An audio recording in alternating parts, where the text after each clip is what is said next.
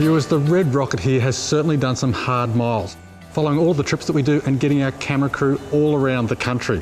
And from time to time, things do go wrong and we do break stuff out there on the tracks. Now we've lost drive to the front right axle. Danny and I on our last high country trip, we did a little bit of diagnosis. We tried to replace one of the CVs, but the CV wasn't a problem. We suspect that it's the intermediate shaft on the IFS suspension on the front here. Now that is something that can be easily replaced, but you want an expert to diagnose it and to get the work done, and that's why we've come down to 4x4 Obsession. I've known Brett for well over 10 years, the owner down here, and in my opinion, my experience, he's one of Melbourne's best, most honest and experienced four-wheel drive operators. He's a fantastic guy who runs an awesome workshop. So let's get Brett, the expert, onto this vehicle and get it fixed up.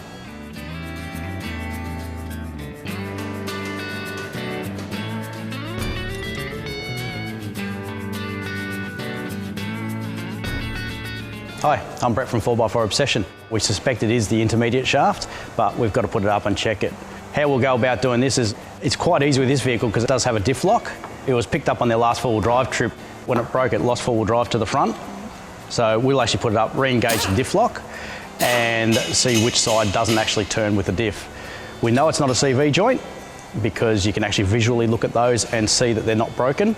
So it's either going to be a front diff or an intermediate shaft, but more than likely the intermediate shaft on this vehicle.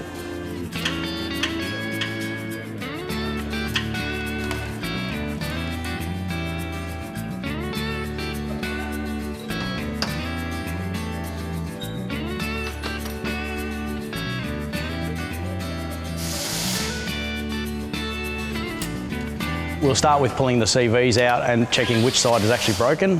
From there, we'll pull the intermediate shaft. That'll tell us straight away if the intermediate shaft is broken.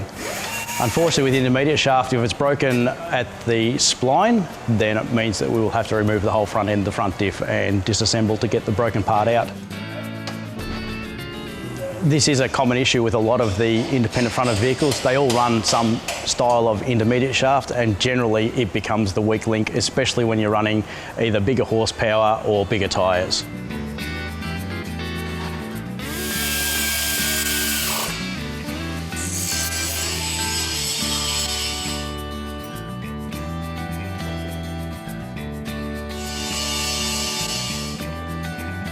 Well, Brett and the team here at 4x4 Obsession have done a cracking job.